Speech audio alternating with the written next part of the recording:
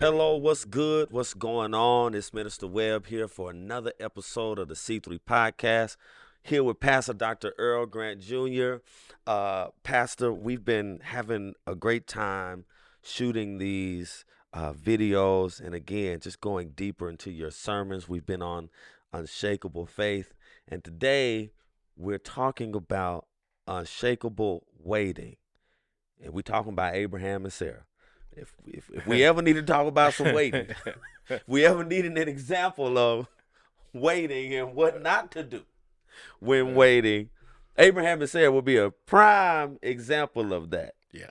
Talk Yeah. to us about Waiting. Abraham and Sarah and this Waiting. waiting. Well, first, waiting, as we talked about in the message, and just to share again what the definition we were using and wanted to share with everyone. What does waiting on God mean? And we said waiting on God is faith expressed in persevering obedience while trusting God to work all things according to his perfect plan in his perfect time. And then the author, Smedley Yates, says, if you want to put it in mathematical terms, then waiting on God is trust multiplied by time.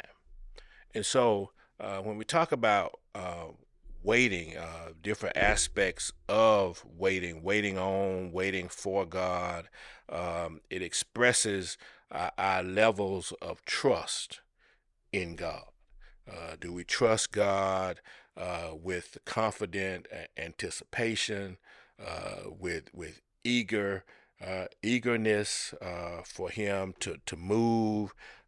Do we have confident expectation that God will do it?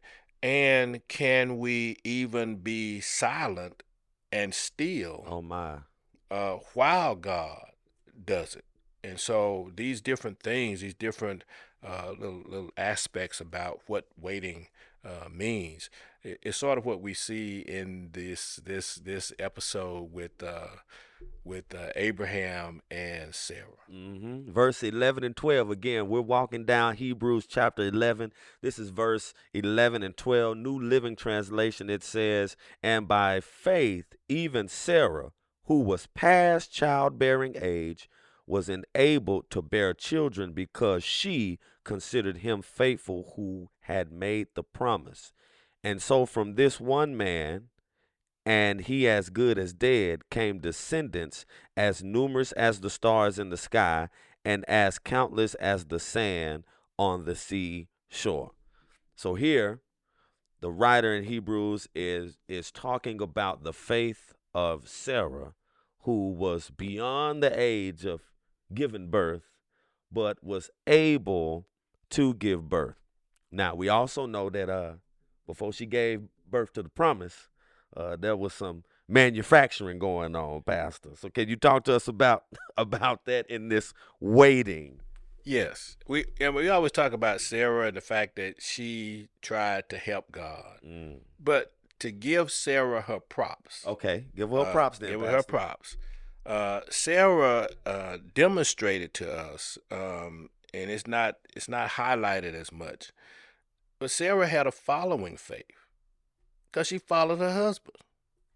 She followed him when he answered the call. Talk, Pastor. She packed up. Help us. She left everything. She gave up everything, all that, just like Abraham. So she had a faith to follow. She had some skin in the game with She it. put some skin in the game, even though at a point, which we're talking to here, she had a little faltering faith because it looked like what God was suggesting to them, saying to them, promising them, it didn't make sense.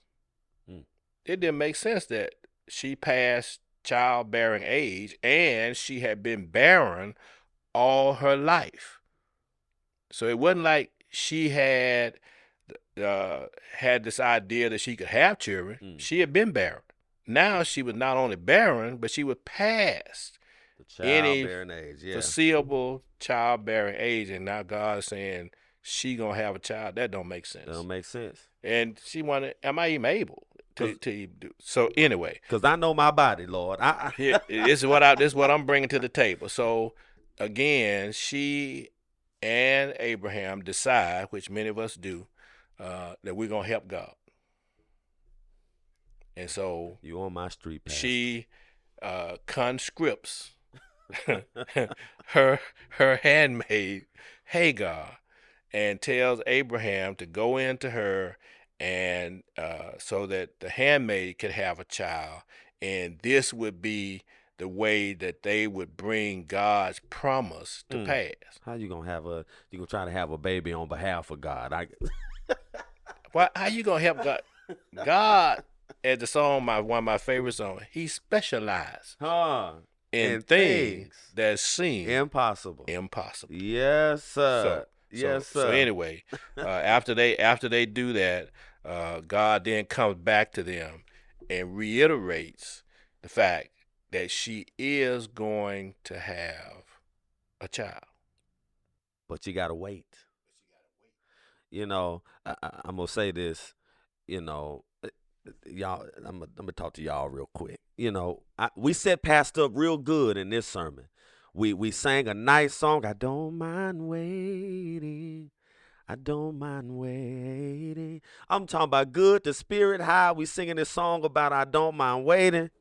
And y'all pastor got up there and rained on our little parade. He said, that song sound real beautiful.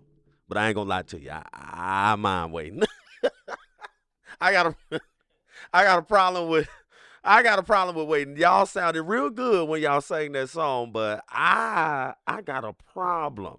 I have an issue. It's challenging for me to wait. Talk to us about I guess the human aspect of this waiting and what prevents us from really truly leaning into our faith in God to do what he said he was going to do, and us not getting in a hurry to try to help him clock in. Well, I think sometimes we perceive God's delay as a denial. And not understanding that God, who is outside of our time-space continuum, operates within our time-space continuum, but according to his timetable. So he doesn't do things when we think they ought to be done. Okay. So, yeah, Abraham had to wait 25 years or so from the promise to the actual fulfillment. But 25 years for Sarah and Abraham seemed like a long time. But for God, it's but a moment.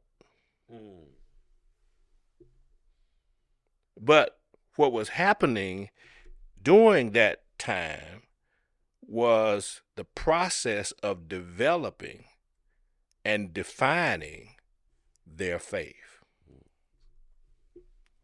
You said something during this sermon that I wrote down in my notes. You said that faith is when you stop trying and start trusting. Yeah. Because if you're trying, you can't be trusting. That's exactly. So the Lord had to, in essence, help let them stop trying, because they tried with Hagar. Yeah. And now you got to trust God. And even what they tried to do, God put their efforts out,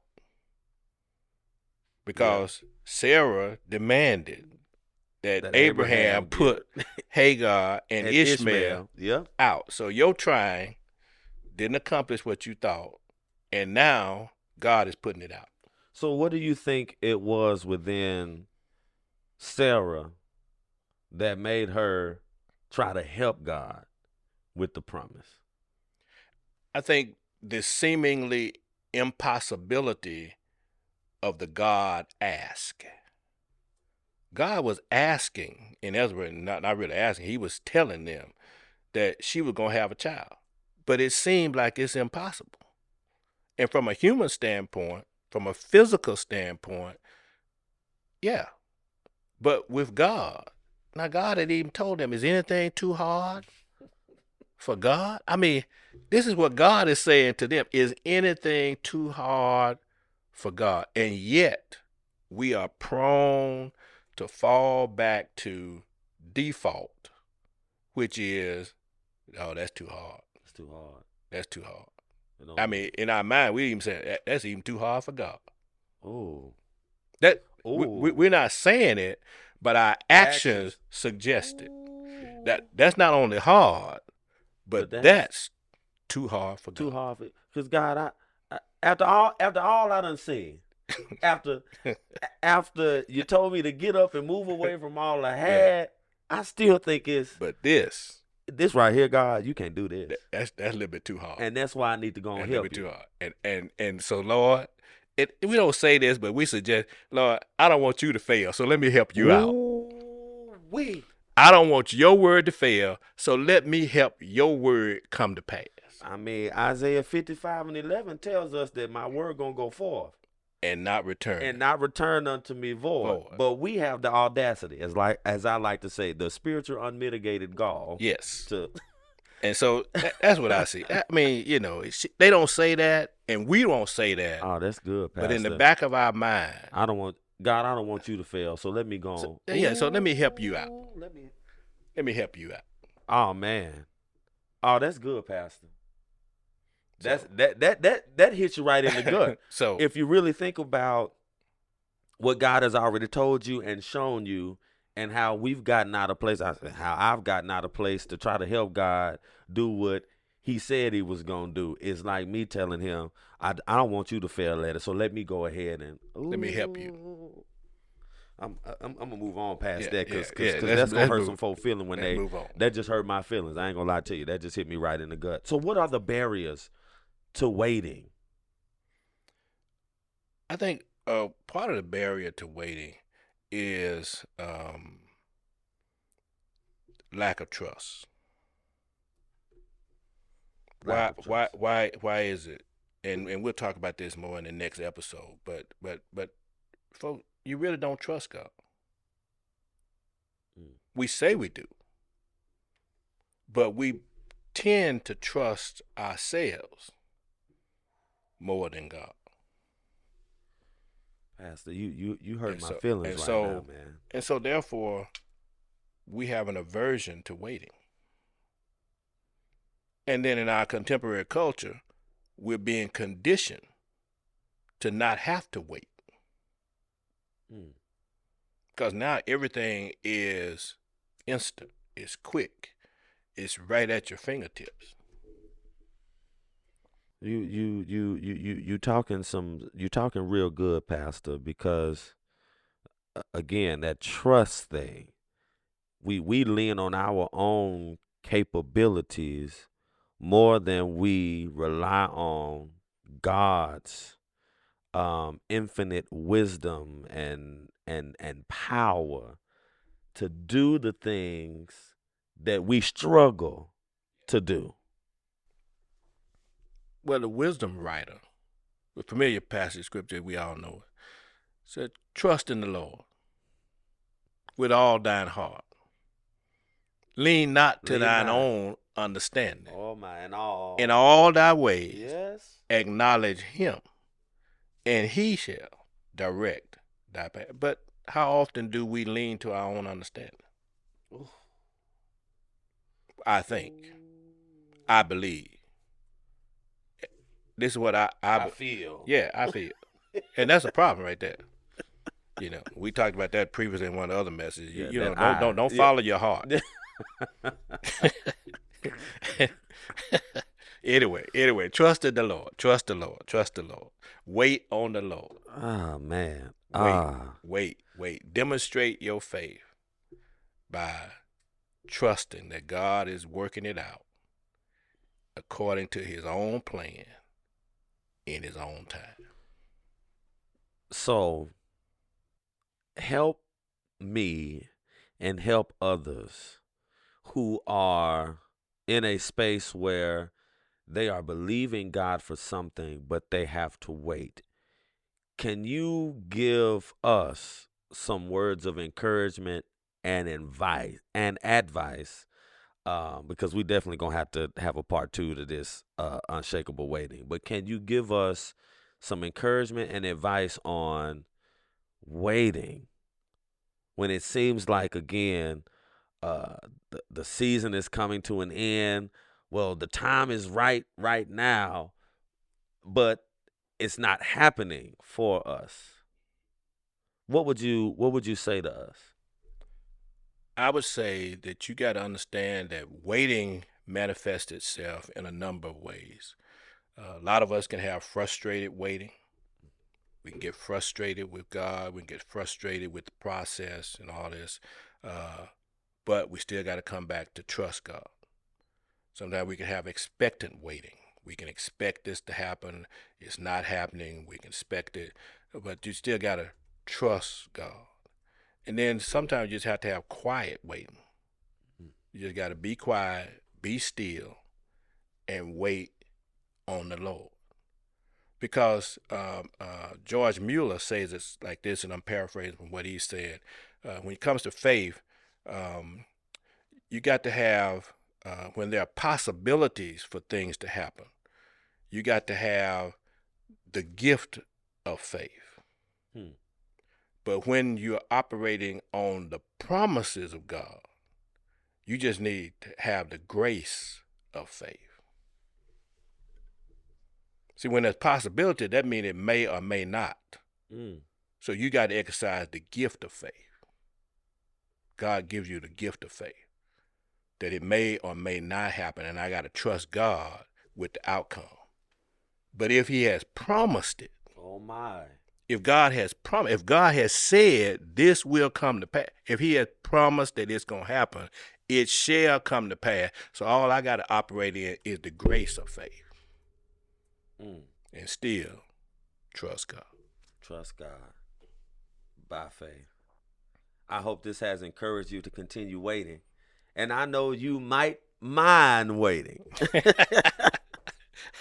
But they that wait up on the Lord. Yeah, you know it. Again, thank you guys for joining us for the C3 podcast. We hope these insights and this wisdom is encouraging to you. Thank you, Dr. Grant, for taking the time to allow us this space and opportunity to see a more vulnerable side to your spiritual insight and intellect. We definitely appreciate you, and we thank you guys for joining us. We'll see you next time. Well, hello, and thank you for joining the C3 podcast of Covenant Community Church. We are delighted and excited that you chose to be with us today. And if you have any questions or comments that you would like to share with us, we invite you to go to our website at mycovenantcc.com, fill out our virtual connection card, share your comment or your question, and I promise you we'll get back to you as soon as possible.